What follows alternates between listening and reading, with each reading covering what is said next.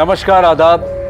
Crime petrol सतर्क के आज के एपिसोड में मैं अनूप सोनी आप सबका स्वागत करता हूं। इंदौर की पुलिस एक ऐसी अमानवीय घटना से रूबरू हुई कि जिसने जनता के साथ साथ उनका भी दिल दहला दिया। उनके सामने एक ऐसा केस आ गया जो ना सिर्फ एक पहेली बन गया बल्कि एक बड़ी चुनौती भी।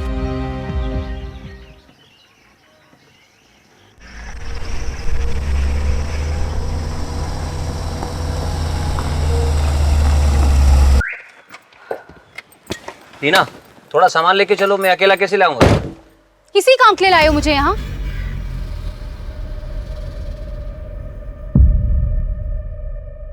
लीना! लीना! चिल्लाओ मत केतन, और कुछ काम तो ऐसा करो कि मुझे भी लगे कि मेरा कोई पति है। Leena, stop it! सुनो! लीना!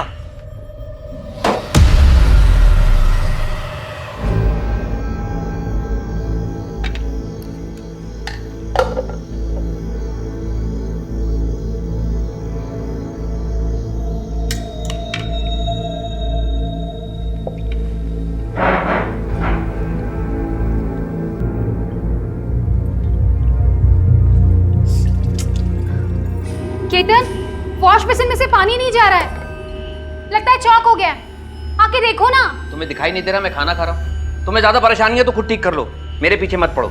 2 वक्त चैन से खाना भी नहीं खाने देते। अरे खाओ, जी भर के खाओ, मैं तो कह रही हूँ सुबह तक खाते रहो।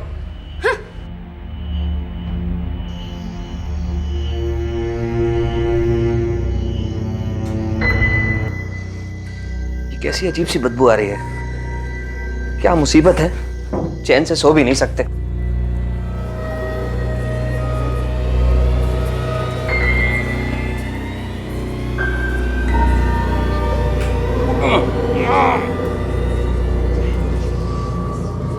अब तो प्लम्बर को बुलाना ही पड़ेगा।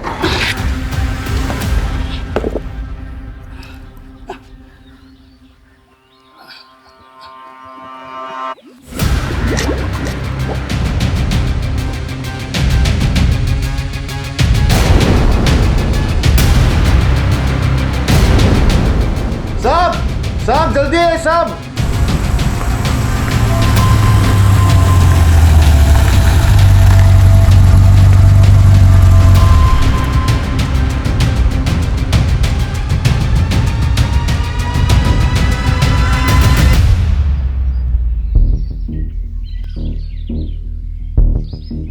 ऐसा लगता है किसी फीमेल की बॉडी ये एक्सीडेंट की शिकार हुई है या किसी ने मार के फेंक दिया यहाँ।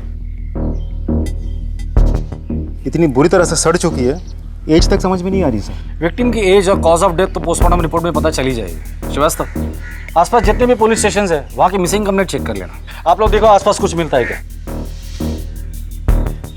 श्रीवास्तव सर, यहाँ तक पहुँचने का एक ही रास्ता है, हाईवे। रंजन, यहाँ से लेके हाईवे तक जितने भी सीसीटीवी कैमरास है पिछले कुछ हफ्तों की फुटेज मंगवा लो। सर,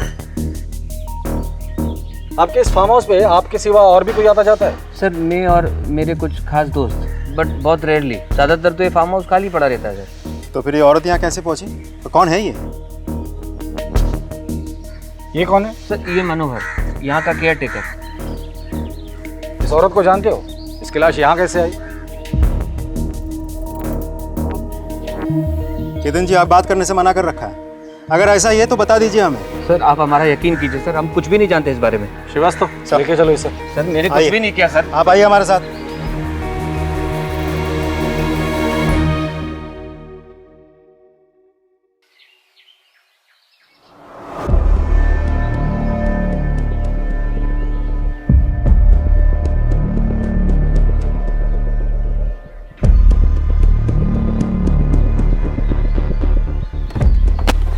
क्या टांग झांक कर रही?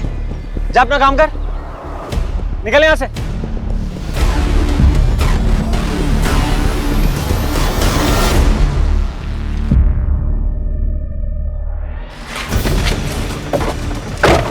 पूरा मूड खराब करके रख दिया इसने। अब देखना, ये ऑफिस में जाकर ना हमारी चुगली करेगी। अगर इसने चुगली करी ना तो मैं स्मिता की ना बैंड बजा दूंगा। तू चिंता मत करता रहा। चिंता नहीं, मुझे गुस्सा आ रहा है सुरेंद्र। ज्यादा होशियार बनती जा रही है आजकल ये, बात बात पर मेरी गलतियां निकालती है।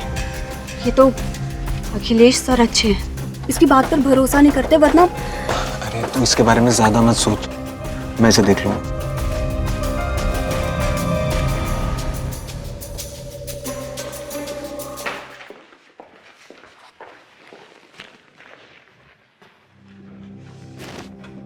देख स्मिता, यहाँ किसी के साथ भी चुगली करने की हिम्मत मत करता। Yes sir. तारा, घर जाने के पहले मुझसे मिलकर जाना। Okay sir.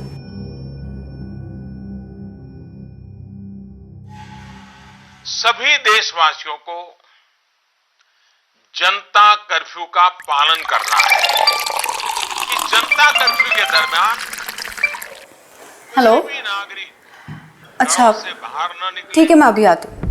न सड़क पे जाएं, डियर वाइफ, न मोहल्ले न्यूज़ नहीं में, सुनी? सोसाइटी में। घर से बाहर कोई नहीं जा सकता। पतिदेव, ऑफिस का काम है, मुझे जाना होगा। पागल हो गई? बाहर जनता कर्फ्यू लगा हुआ है। मुझे जरूरी काम है, समझो बात को। की सफलता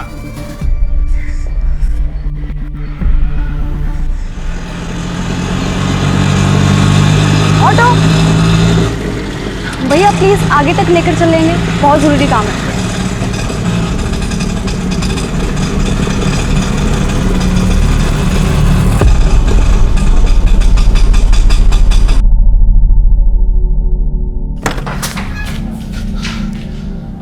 तुम यहाँ क्या कर रहे हो? बड़ा शौक है ना तुझे तारा की जासूसी करने का। चल बता, आज जनता कर्फ्यू के दिन तारा ऑफिस क्यों गई थी? सुरेंद्र देखो, तुम जाके अपनी बीवी से पूछो ना। और हाँ, एक बात कान खोल के सुन लो, दोबारा मेरे घर पे ये शराब पी के मत आना। देख लूंगा मैं तुझे। हाँ हाँ ठीक है, देख लूंगा तुझे, जाओ मैं यहाँ बता।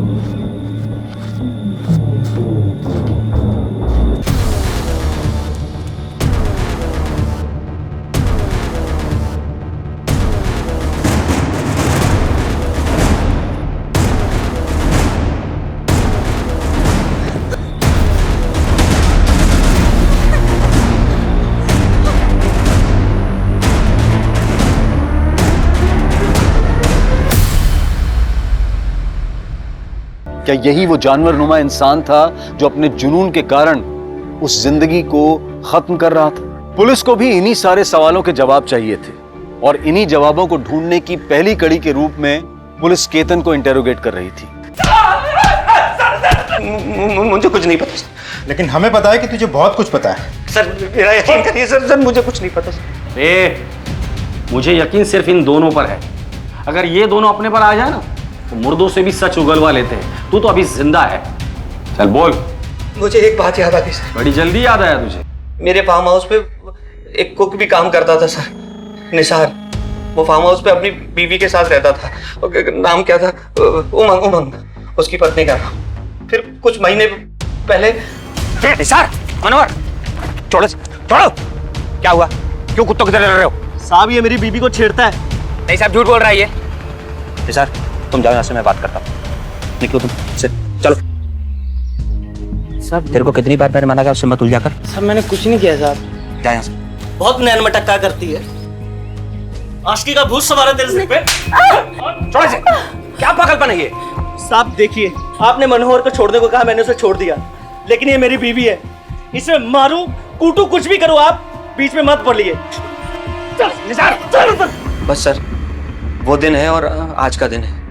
निसार अपनी पत्नी के साथ कभी फार्म हाउस वापस नहीं आया। मैंने उसको बहुत ढूंढने की कोशिश की सर, लेकिन वो मिला ही नहीं। कब की बात है ये? सर 3 महीने हो गए शायद। हाँ डॉक्टर साहब, ठीक है, हम लोग आ रहे हैं हॉस्पिटल। जब तक फॉरेंसिक की रिपोर्ट नहीं आती इसे यही रहेंगे तो। और वो निसार और उमंग पता करो ये लोग कहाँ हैं, और केयरटेकर मनोहर इंटरोगेशन के लिए लेकर आओ उसे। तब तक हम लोग हॉस्पिटल होकर आते हैं। Sir hello. तो डॉक्टर साहब रिपोर्ट्स रेडी है? सर बॉडी की कंडीशन बहुत खराब हो चुकी है, हमें थोड़ा और टाइम लगेगा फर्दर इन्वेस्टिगेशन के लिए। ठीक है, लेकिन हो सके तो जल्द से जल्द कीजिए, क्योंकि आपको जितना वक्त लगेगा उतना ही वक्त क्रिमिनल को मिलेगा सबूत के साथ छेड़छाड़ करने के लिए। मेरे स्टाफ को घर गए हुए 2 हफ्ते हो गए, बट डोंट वरी, आप हमारी इनिशियल फाइंडिंग्स के ऊपर आपकी इन्वेस्टिगेशन जारी रखिए। जैसे कि बॉडी में मल्टीपल कट्स है, जिसके कारण हेवी ब्लड लॉस हुआ है। मरने वाले की उम्र 25 या 26 साल होगी। उसकी स्कल भी बहुत बुरी तरह से टूट चुकी है, उसे गला घोट कर मारा गया है। सर पर भी बहुत सारे निशान हैं, लगता है किसी बड़े पत्थर से मारा है। और हाँ, सबसे बड़ी शॉकिंग बात, इस बॉडी से हार्ट, लंग और लिवर गायब है। और यहाँ रिब केज की हड्डियों पर किसी इंसान के दांतों के निशान है।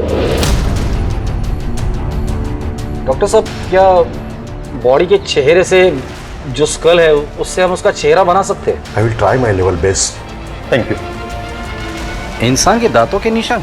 श्रीवास्तव, कहीं ये अपराधी कोई नरभक्षी तो नहीं है? कि जिस तरह से पुलिस के सामने पोस्टमार्टम की रिपोर्ट आई थी और उन्हें ये पता चला था कि महिला के शरीर के कुछ अंग गायब हैं, तो पुलिस के लिए ये एक शॉकिंग न्यूज थी। क्या उनका सामना एक नरभक्षी से होने वाला था? सर, हमें फार्म हाउस से कुछ दूरी पर एक सीसीटीवी मिला है, उसमें कार दिखाई दे रही है। उसका नंबर है MP0932JK। ठीक है, आरटीओ से ओनर का पता निकालो। जी सर। MP0932JK।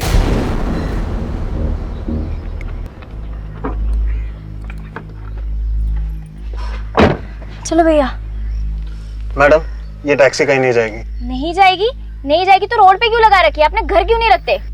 कहाँ से आ जाते हैं नमूने कहीं के। क्या बोला? ए रुक रुक रुक, क्या बोला तूने? नमूने क्या बोला? हाँ, रुक।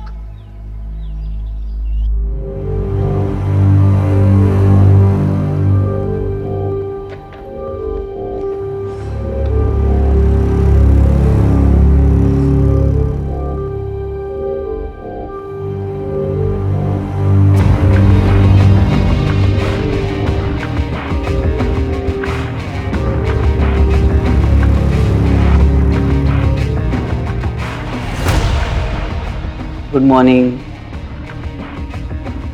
नए आए हैं आप? कौन हो तुम? मैडम, मैं विश्वास, अखिलेश सर का ड्राइवर हूँ मैडम। ये क्या हुआ मैडम आपके हाथ को? दिखाइए, मैं बाम लगा देता हूँ। पीछे हटो, मैं खुद कर लूंगी। मैडम लगा देते ना बाम।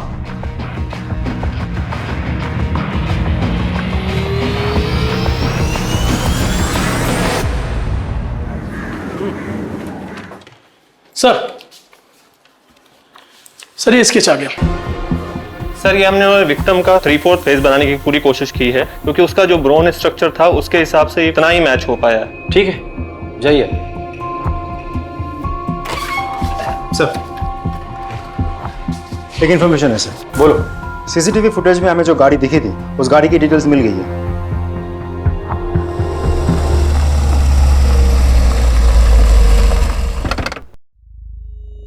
2 महीने पहले बिलावरी तालाब के पास तुम्हारी कार दिखाई दी थी। ऐसे जंगल वाले एरिया में तुम क्या कर रहे थे? सर, मैं अपनी वाइफ को ढूंढने गया था, अब वो 2 महीने से मिसिंग है। हेलो, अरे कहाँ है तू? कितनी देर हो गई है?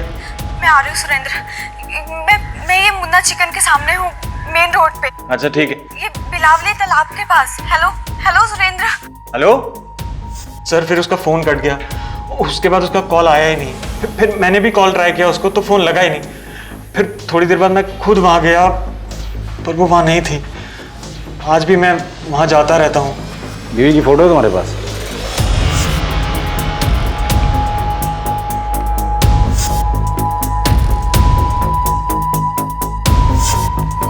सर सिमिलर तो है, लेकिन लगता नहीं कि यही है। क्या हुआ सर?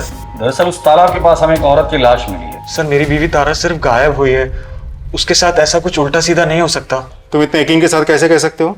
और अगर वो गायब है तो तुमने जाके पुलिस स्टेशन में रिपोर्ट लिखवाई थी? हाँ सर, मैंने लिखवाई थी, पर फिर मैं पुलिस स्टेशन नहीं जा पाया और वहाँ से कोई फोन भी नहीं आया। तुम्हारी बीवी तारा का किसी के साथ झगड़ा था या दुश्मनी थी? सर उसकी बहन चंदा से उसका हमेशा झगड़ा रहता था। यहाँ क्या करने आई है तू? तुझे ये कहने आई हूँ कि अब देवास वाला घर तू मेरे नाम कर दे। वो घर पापा ने मेरे नाम किया है। तो मैं भी तो उनकी बेटी हूँ ना, तो उस हक से तो वो घर मेरा भी हुआ। अगर हक होता ना तेरा तो पापा तुझे जरूर तेरा हिस्सा देते। चुपचाप वो घर मेरे नाम कर दे, वरना सोच लेना तू। वरना क्या करेगी? तुझे ऐसी मौत मारूंगी ना कि तेरी रूह भी कांप जाएगी, और तेरे मरने के बाद तो प्रॉपर्टी मेरे नाम खुद ब खुद हो जाएगी। तू मेरी बीवी को मारेगी? समझती क्या है तू अपने आप को? वो तो तुम दोनों बहुत जल्द समझ जाओगे। बस सर, चंदा उसे ऐसे ही धमकी देती रहती थी। मैं तो परेशान हो गया था उनके झगड़ों से। यहाँ तक कि मैंने तारा को कह दिया था कि चंदा को प्रॉपर्टी दे दे, लेकिन तारा को अपने पापा के घर से एक इमोशनल लगाव था, इसलिए उसने मेरी बात नहीं सुनी। हालांकि सर, इस प्रॉपर्टी के लिए चंदा ने कोर्ट केस भी किया है जो पिछले साल से चल रहा है। तारा वो केस जीतने भी वाली थी। हो सकता है सर चंदा ने कुछ किया हो।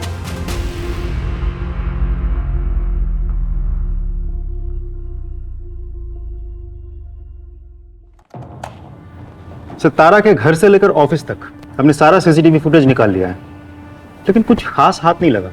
लेकिन हाँ, एक फुटेज है जहां तारा किसी गाड़ी में बैठी हुई दिखाई दे रही है। अब क्योंकि अंधेरा है तो विजुअल क्लियर नहीं है सर।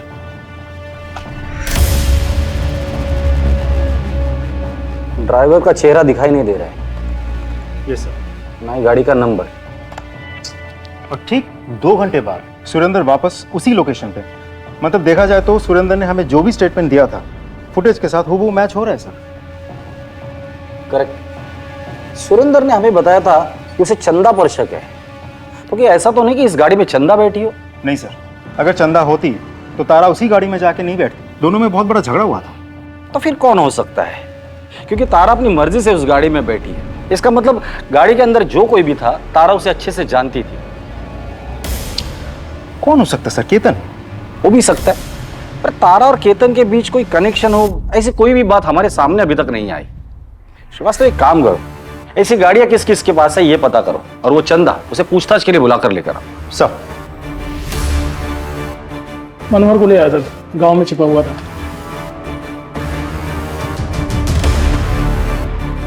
बोल मनोहर। साहब, मुझे यहाँ क्यों लाया साहब? सब मैंने कुछ नहीं किया साहब। वो उस दिन फार्म हाउस में लाश मिली ना, तो मैं थोड़ा सा घबरा सा गया था, तो इसलिए मैं अपने घर भाग गया था। मनोहर, जिस लाश की तू बात कर रहा है ना, उस लाश का हार्ट, लीवर और लंग तीनों गायब है। अब सिर्फ इतना बता दे, वो लाश किसकी थी और किसने मारा था उसे? नहीं साहब, मैं वहाँ काम करता था साहब, मैंने कुछ नहीं किया साहब। ये निसार और उमंग वो कैसे गायब हो गए? सच बता, वो लाश उमंग की है ना? तूने मारकर उसे वहां छुपा दिया था ना? क्या किया रे उस बॉडी पार्ट्स का? मैंने कुछ नहीं किया, बस उससे थोड़ी सी हमदर्दी थी। वो क्या है ना कि वो निसार ना उसे बहुत मारता था, गाली भी देता था साहब।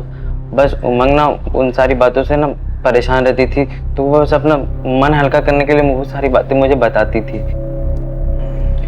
अच्छा, तेरा ये जो मालिक है केतन और उसकी बीवी लीना, इनके ताल्लुकात कैसे? वैसे तो ठीक ही है, मतलब उन दोनों के बीच में टेंशन चलते रहता है। केतन आखिरी बार फार्म हाउस पे कब आया था? हाँ, करीब 2.5 महीना पहले। सब वो एक औरत को लेकर आए थे। आखिर तुम मेरे पीछे पड़ी क्यों? तुम्हें समझ में नहीं आता एक बार? हमारा ये रिश्ता अब नहीं चल सकता। बस जो होना था वो यहां तक हो गया। बार बार मैं तुम्हें एक बात को नहीं समझा सकता। अगर तुम समझती क्यों नहीं, लीना को पता चल जाएगा तो वो मुझसे दूर हो जाएगी, मेरा नुकसान हो जाएगा। तुम क्या बोलूं तुम्हें मैं?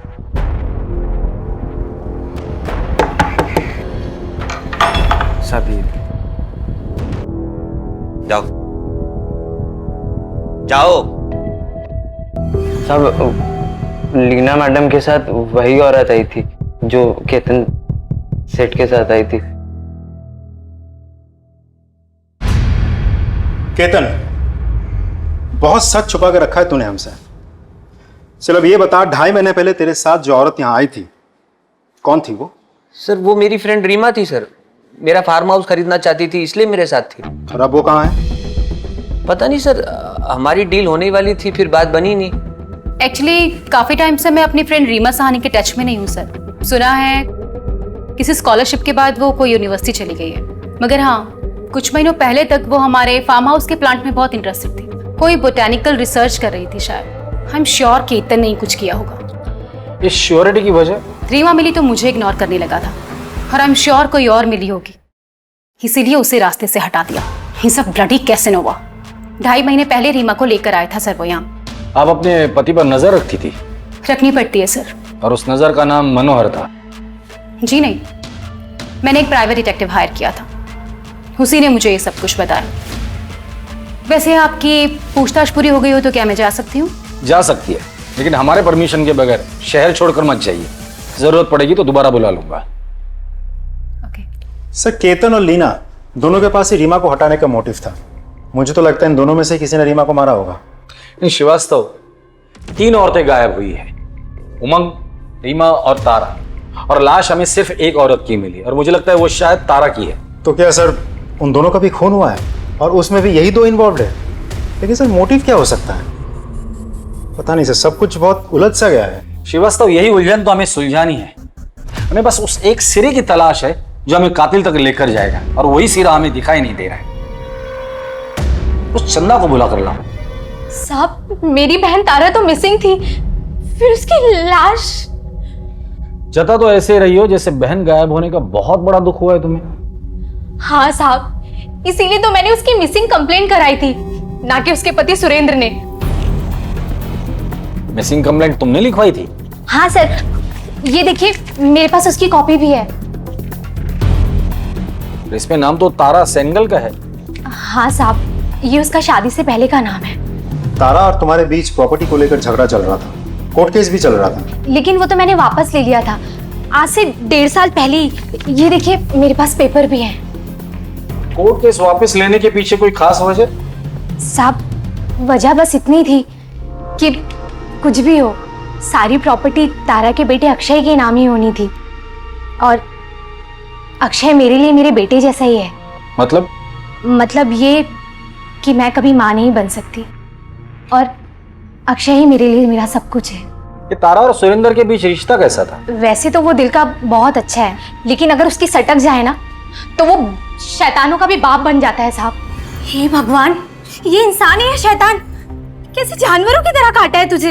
एक ढेला भर तो कमाता नहीं था साहब, और नए नए बिजनेस के लिए तारा से पैसा मांगता रहता था, और अगर वो नहीं देती थी साहब तो फिर वही मारपीट करना उसके साथ। ये तारा का बेटा अक्षय इस वक्त कहाँ है? तुम्हारे साथ है?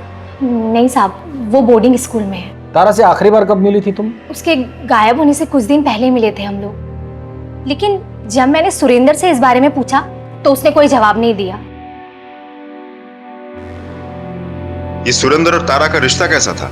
हाँ साहब, सुरेंद्र तारा से प्यार तो बहुत करता था।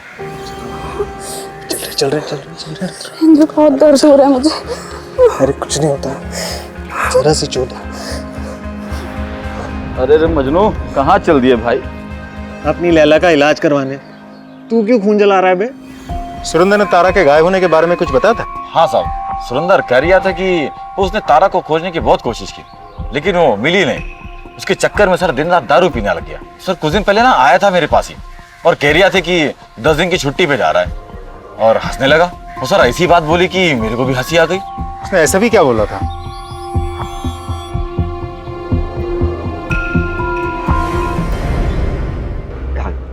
डैड, मुझे वो शर्ली को घर छोड़ने जाना है, प्लीज आपकी कार मिलेगी? आज आप कैब कर लीजिए। डिनर के लिए जल्दी आना। Thank you dad. कम।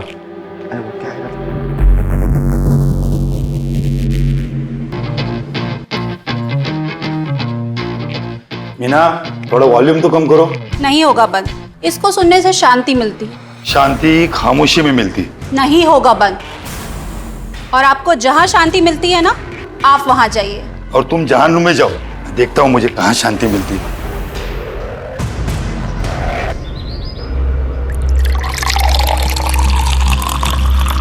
सुरेंद्र, तुम जाओ।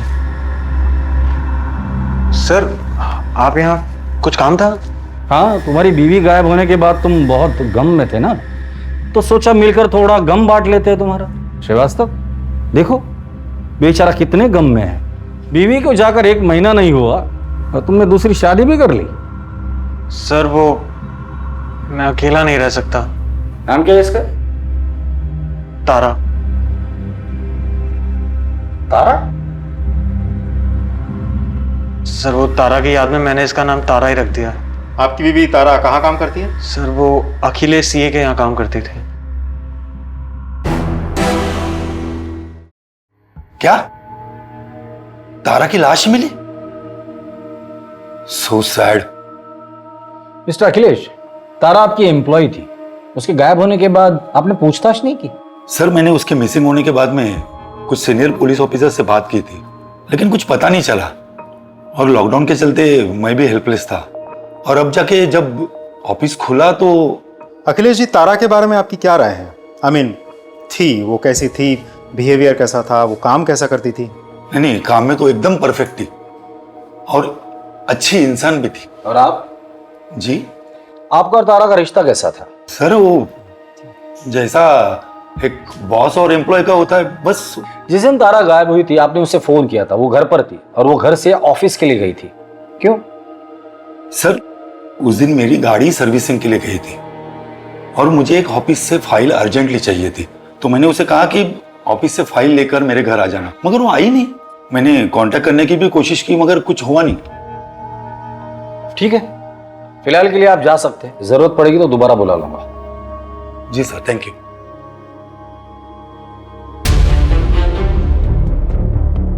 सर, एक बात मुझे समझ में नहीं आई, वो फाइल इतनी भी क्या अर्जेंट थी कि अखिलेश ने तारा को जनता कर्फ्यू के दिन ऑफिस भेजा था?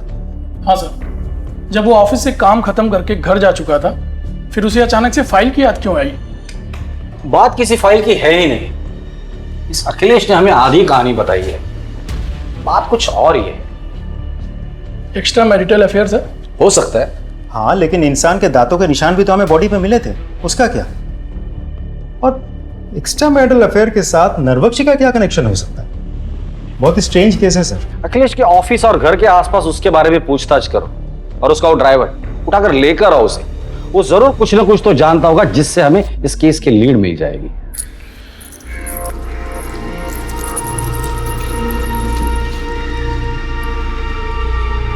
अखिलेश के ड्राइवर विश्वास तुम ही हो? जी साहब।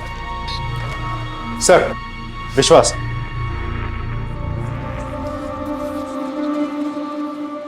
बैठ।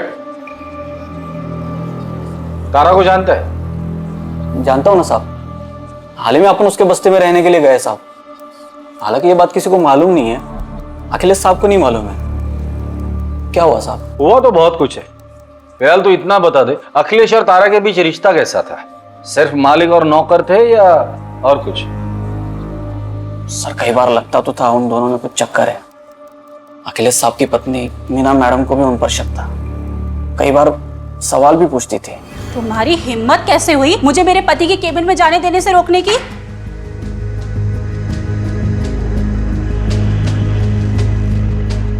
ऐसे कौन से काम में बिजी थे कि आपका प्यून मुझे अंदर आने से रोक रहा था? क्या चल रहा है इस ऑफिस में? बहुत गुस्सा करती थी साहब। उस दिन फोन पर भी वो किसी से बात कर रही थी। अरे भैया, कुछ तो उपाय करो। देखो, मैं कुछ भी करने को तैयार हूँ, बस ये तारा नाम की बला से ना पीछा छूट जाए। बस मैं इतना चाहती हूँ कि तारा ना इस दुनिया से ही उठ जाए। ठीक है, जाओ तुम।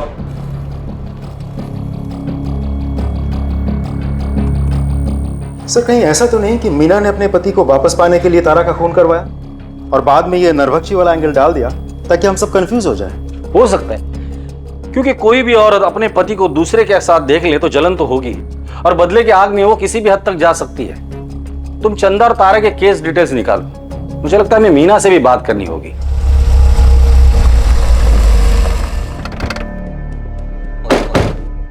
सर, अगर मुझे बदला ही लेना होता तो मैं 4 साल इंतजार क्यों करती? मैं उसे उसी टाइम खत्म कर देती जब मुझे पता चला था कि मेरे पति का चक्कर उस तारा से चल रहा है। और वैसे भी मेरे पति को क्या फर्क पड़ता है, उसे तो अपने ऑफिस में रोज खूबसूरत जवान लड़की चाहिए। तारा नहीं तो और कोई सही, लेकिन हाँ, मैं उस तारा से नफरत जरूर करती थी। ठीक है, जरूरत पड़ेगी तो दोबारा आएंगे। हाँ श्रीवास्तव, बोलो।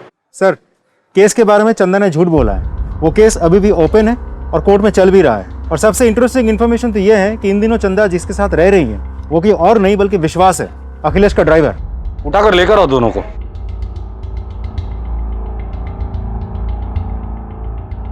तुम दोनों ने बहुत कहानियां सुनाई मुझे, अब मुझे असली कहानी सुननी है। साहब, मैंने केस वापस ले लिया था, लेकिन विश्वास ने बोला कि केस वापस चला दे।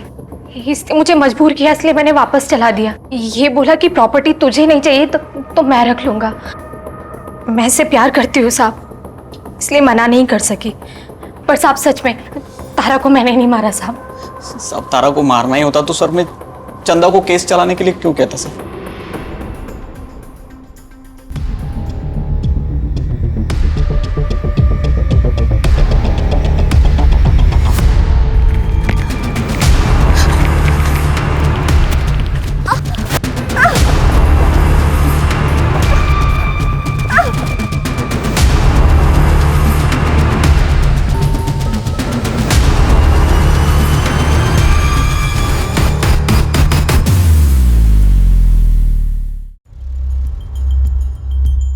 इस केस में कई सस्पेक्ट है। तारा का पति सुरेंद्र, जो तारा से बहुत प्यार जताता है, लेकिन तारा के मरने के बाद वो तुरंत दूसरी औरत से शादी कर लेता है। चंदा, कई अफेयर्स करने के बाद अब उसका अफेयर अखिलेश के ड्राइवर विश्वास के साथ चल रहा है, और अपने बहन के साथ उसका प्रॉपर्टी का केस भी चल रहा है। अखिलेश की बीवी मीना, जिसे तारा और अखिलेश के अफेयर के बारे में पता था और वो तारा से बहुत नफरत करती थी। केतन और लीना, जिनके फार्म हाउस पर तारा की लाश मिली थी। ये निसार और उमंग, ये कपल अभी भी गायब है। और सर इस सब के बावजूद तारा उस फार्म हाउस वाले एरिया में क्यों गई थी? सर कहीं ऐसा तो नहीं कि वो किसी और से मिलने गई थी, शायद केतन या लीना से, या फिर किसी और से। या तो इन सस्पेक्ट में से कोई नरभक्षी है या फिर कोई हमें गुमराह करने की कोशिश कर रहा है। हेलो, क्या?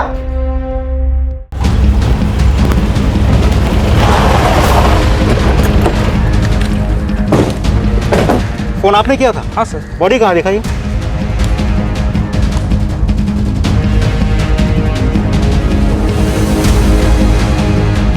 हटाओ सब।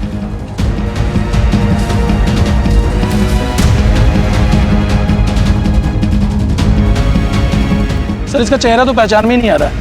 सर मारने का तरीका देखा आपने? इसे भी बिल्कुल तारा की तरह ही मारा गया है। आस पड़ोस में लोगों से पूछताछ करो, किसी ने कुछ देखा है या नहीं। बॉडी को पोस्टमार्टम के लिए भेज दो।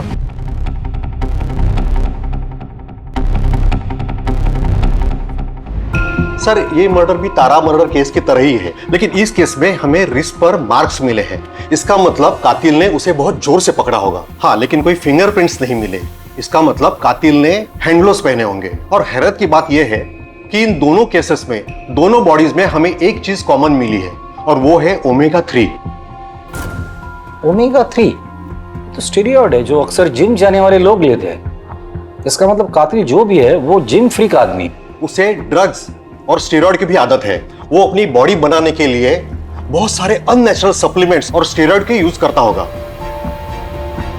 Thank you very much doctor. Sir Nisar की बीवी उमंग का पता चल गया सर, वो पास के ही गांव में है। सब मेरा पति निसार बहुत शक्की था। उसके रोज रोज के शक से, उसकी मारपीट से तंग आके मैं ये अनजान गाँव आ गई ताकि कोई मेरे तक पहुंच ना सके, और सब खास करके तो वो निसार। जब तुम फार्म हाउस पे थी तो केतन और लीना के अलावा और कौन आता था फार्म हाउस पर? सब मेम साहब के अलावा उनके खास दोस्त आते थे। और कोई नहीं आता था? और हाँ सर, एक बार जब फार्म हाउस पे कोई नहीं था तब एक आदमी आया था। ये फार्म हाउस किसका है? केतन साहब का। उनकी पत्नी का नाम क्या है? लीना मैडम। एज क्या होगी? लेकिन आप कौन है और ये सब क्यों पूछ रहे हैं? जी शायद मैं उन्हें जानता हूँ। So just confirming. By the way, आपका नाम क्या है? आप भी बहुत खूबसूरत हो, तुम फूल की तरह। लेकिन उसके बाद मैंने उसको कभी नहीं देखा था। जब तुमसे उसने मेम साहब के बारे में पूछा तो तुमने सारी इंफॉर्मेशन दे दी उसे। अब वो इतने प्यार से पूछ रहा था साहब, तो मैं मना नहीं कर पाई। लीना जी, हमने सुना है कि कोई था जो आपसे मिलने के लिए बहुत डेस्परेट था। आपसे जान पहचान बढ़ाने के लिए उसने कोशिश भी की थी। कुछ याद आया? नहीं? कोई बात नहीं, मैं लेडी कांस्टेबल को बोल दूंगा, वो आपकी याद ताजा कर देगी। हाँ, थोड़ा सा दर्द होगा लेकिन याद जरूर आ जाएगा। मैं एक आदमी से मिली थी सर, उसे मैंने फार्म हाउस के बारे में बताया था। अब सुनिए। जी कहिए। क्या ये आपका सेल फोन गिर गया? जी नहीं, मेरा सेल फोन तो मेरे पास है। अच्छा बाय द वे, ये फार्म हाउस आपका है? जी हाँ। बहुत खूबसूरत है, थैंक यू। बिल्कुल आप ही की तरह। वो bye the way I am Suraj, if you don't mind, क्या मैं एक दो पल आपके साथ चल सकता हूँ? वो क्या है ना कि मैं यहाँ पे नया आया हूँ, तो I am looking for a good company. उसके बाद हम 2 बार और मिले। कमाल है लीना जी, आप ऐसे किसी भी अजनबी के साथ। एक्चुअली सर, मैं अपनी मैरिड लाइफ में खुश नहीं थी, और इनके बारे में मैं आपको बता चुकी हूँ। वो आदमी बहुत ही इंप्रेसिव था, और किसी से 2 पल हंसकर बात करने की खुशी को मैं रेसिस्ट नहीं कर पाई। बट कुछ दिनों बाद हम लोग फार्म हाउस से चले गए थे। मैं अपने काम में बिजी हो गई, और उसके बाद मैं उससे कभी नहीं मिली। नंबर है उसका? जी नहीं। चेहरा तो याद होगा। श्रीवास्तव, स्केच आर्टिस्ट को बुला, उसका स्केच बनाने में हमारी मदद कीजिए। जाइए।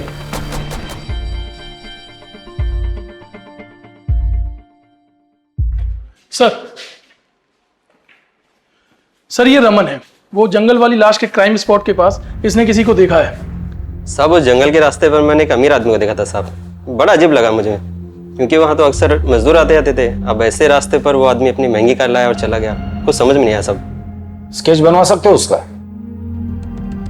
श्रीवास्तव, स्केच आर्टिस्ट को बोलो और इसका स्केच बनवा लो। सर आप आइए मेरे साथ।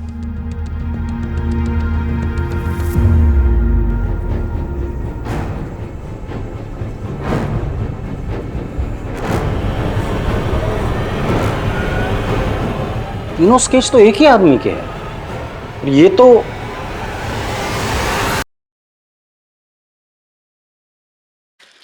अखिलेश जी। सर आप बैठिए बैठिए बैठिए। यहीं से गुजर रहा था, सोचा आपसे मिलकर चला जाऊं। अरे कहाँ ये घास फूस खा रहे हैं आप? अरे हाँ, लॉकडाउन था ना, नॉनवेज मिला नहीं होगा आपको। हाँ सर सॉरी, मैं कुछ समझा नहीं सर। समझाता हूं। अखिलेश जी, आपने हमें बताया कि आपने तारा को ऑफिस भेजा था फाइल लाने के लिए, क्योंकि आपकी गाड़ी सर्विसिंग के लिए गई थी। पर आपने ये नहीं बताया कि आप गाड़ी सर्विसिंग से वापस लेकर भी आए थे। अखिलेश जी, शर्ली कहाँ है? और उसका बॉयफ्रेंड, मतलब आपका बेटा, वो कहाँ है? बेटा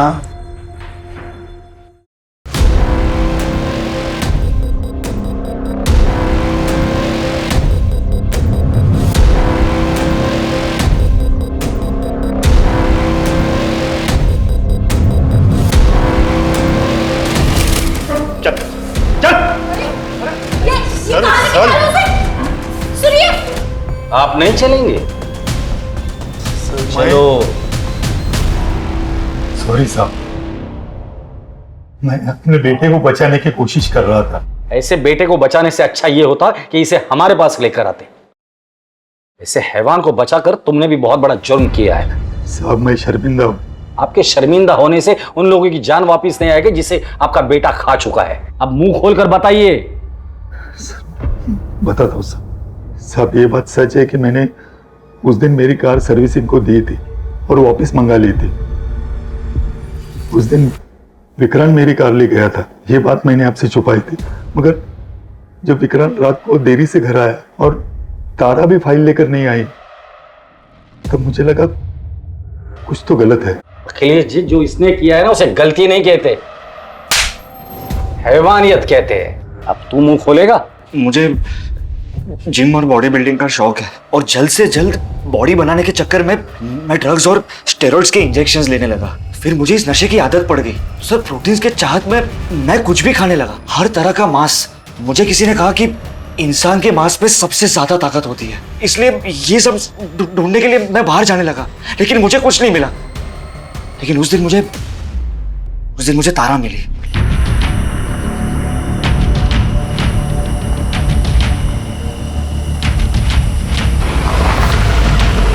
अरे तारा, कहाँ जा रही हो? आपके घर जा रही हूँ, ये फाइल आपके पापा ने मंगवाई है। आओ बैठ जाओ, मैं घर ही जा रहा हूँ, तुम्हें छोड़ देता हूँ। ओके। वो जैसे गाड़ी में बैठी, पता नहीं मैं आउट ऑफ कंट्रोल हो गया और उसे फार्म हाउस की तरफ ले जाने लगा, लेकिन उसने ऐतराज किया। ये आप कौन से रास्ते से जा रहे हैं सर? ये रूट गलत है। नहीं, सही रास्ता है। मैं काफी बार इस रास्ते से गया हूँ, डोंट वरी। नहीं सर, देखिए मुझे ना कुछ भी ठीक नहीं लग रहा है। आप मुझे यहीं छोड़ दीजिए, मैं घर खुद चली जाऊंगी। प्लीज आप गाड़ी रोकिए और ये फाइल आप अपने पापा को खुद ही दे देंगे।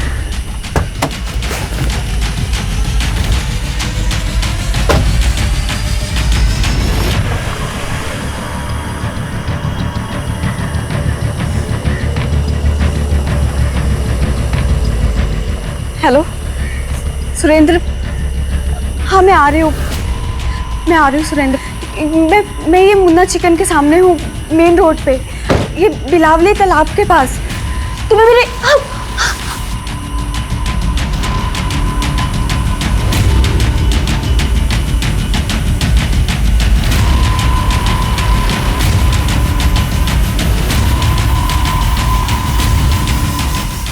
मेरे सर पर पागलपन सवार था सर।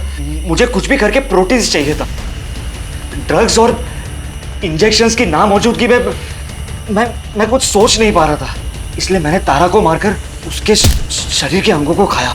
जब मेरी भूख और तलब शांत हुई, तारा की लाश को फार्म हाउस ले गया, क्योंकि मुझे पता था कि फार्म हाउस अब हमेशा खाली रहता है।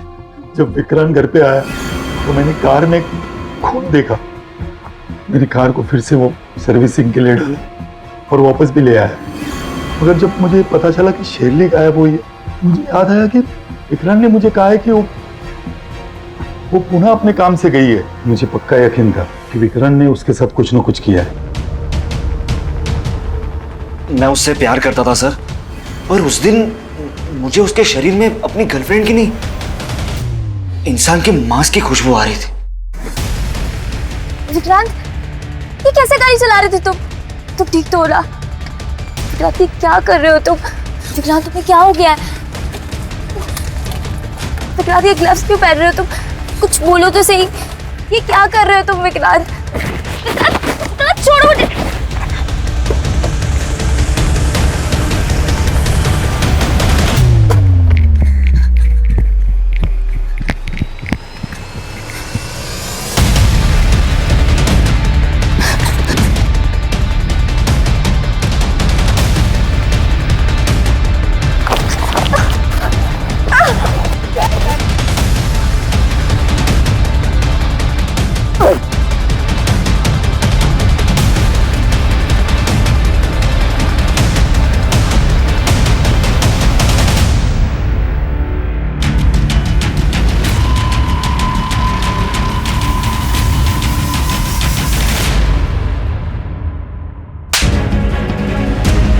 इंसान नहीं, एक नरभक्षक है, नरभक्षक।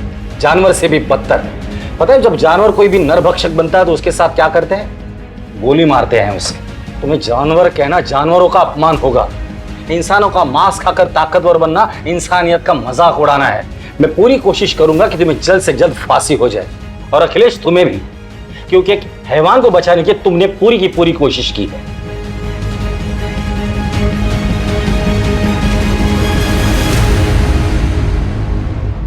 ये समय हम सब के लिए आत्म परीक्षण का समय है, एक सबक सीखने का समय है, ताकि हम अपने अंदर की कमजोरियों को जान सकें और उन्हें दूर करने की पूरी कोशिश करें।